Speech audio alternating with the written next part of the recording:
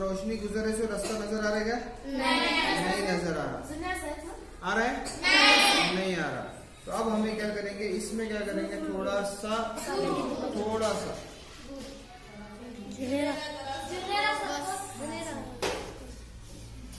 तो अब देखो यहाँ पर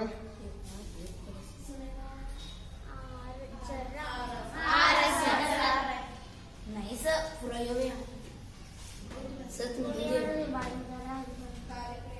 रोशनी का रास्ता दिख रहा है कि नहीं? दिख रहा है? हाँ, तो यहाँ पर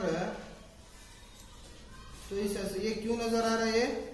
क्योंकि यहाँ पर दूध एक क्या है, लहसुन महलूल या कोलाइडल सोल्यूशन बोलते हैं। इसके सालिमात शक्कर के सालिमात से थोड़ा बड़े होते हैं और ये ज्यादा रोशनी को क्या करते हैं, मुंतशर करते हैं, जिस वजह से यहाँ पर रोशनी का रास्ता नजर आ रहा है। कौन सा? दूध के महलूल में, क्योंकि दूध एक कोलाइडल सोल्यूशन है।